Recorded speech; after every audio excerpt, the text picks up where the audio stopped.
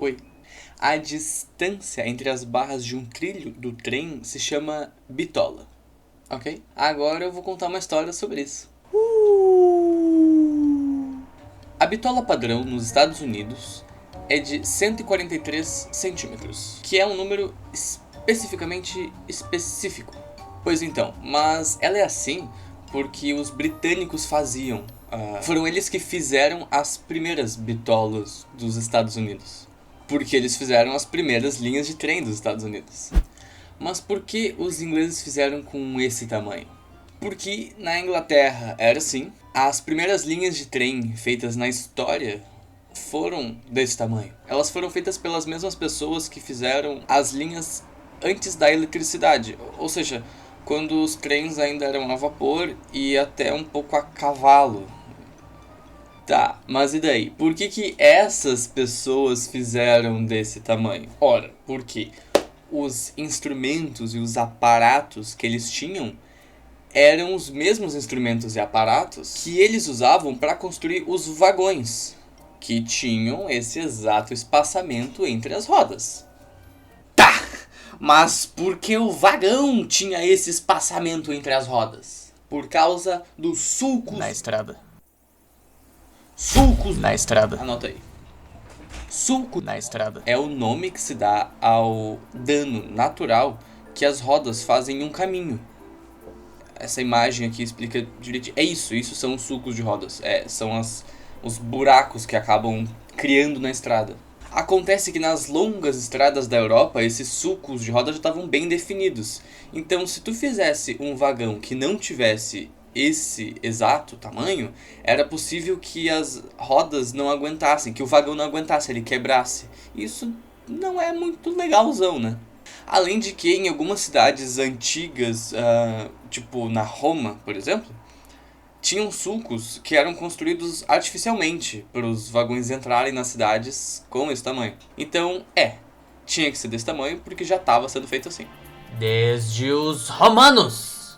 E os romanos, por sua vez, que foram os primeiros a delimitar esse espaço, esse tamanho de espaçamento entre as rodas, fizeram isso porque as carruagens deles tinham esse tamanho, porque era o tamanho de 2 cavalos.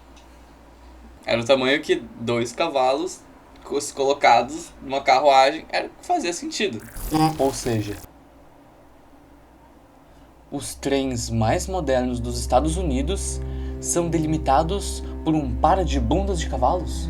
Aí que entra o twist. Os foguetes de reforço que ficam do lado do foguete principal na hora do lançamento do ônibus espacial, o ônibus espacial, são fabricados no estado de Utah e são levados de trem até o local de lançamento. Trem. Pois então, tem uma parte no trajeto que o trem passa por um túnel, o que significa que na hora de fazer os foguetes, os caras tiveram que se basear na largura de um túnel, que é por sua vez um pouquinho maior do que o espaçamento entre as rodas do trem, a bitola, o que nos leva a crer que o método mais tecnológico de meio de transporte que a humanidade conseguiu criar até o século XX foi delimitado pelo tamanho de um par de bundas de equinos. E isso não é coincidência. Ou será que é? A primeira lição que dá pra tirar dessa história é de que às vezes as coisas são muito mais burocráticas do que elas parecem. Porra! Olha essa porra! Depender do negócio que tá sendo feito há 2000 anos só porque é assim e era assim antes de mim? Ter que fazer decisões em qualquer área de trabalho do mundo geralmente envolve abraçar e beijar algum tipo de burocracia. Ou passar por cima dela.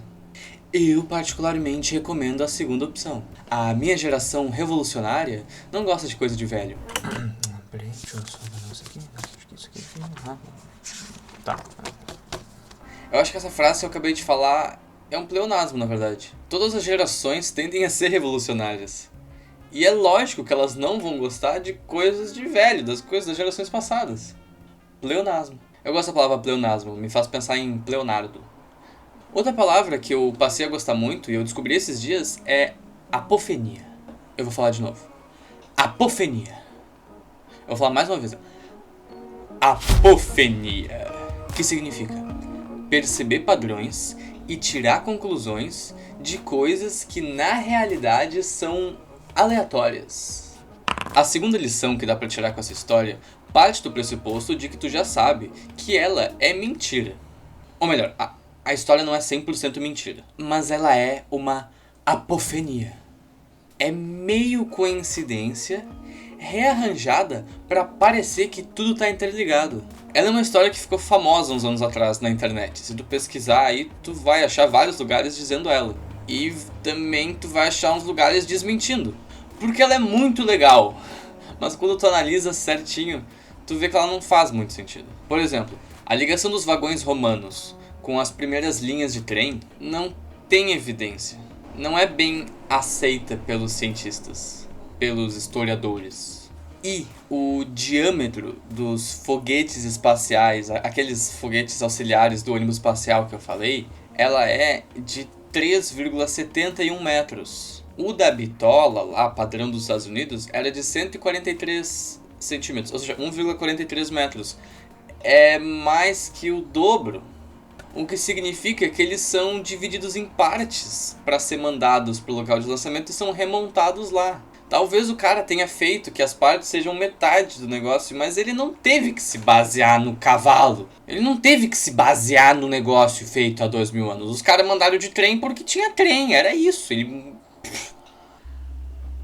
Agora que eu estraguei a brincadeira falando que era mentira, a segunda lição que dá para tirar dessa história é de que quando fatos aleatórios são bem reacomodados, aparentam muito ter ligação e contam uma história. Agora, acreditar em qualquer coisa apetitosa que tu lê na internet, ou pesquisar vacina implanta chip é mentira no Google e ler o primeiro site minimamente científico que aparecer na tua frente, é uma escolha pessoal.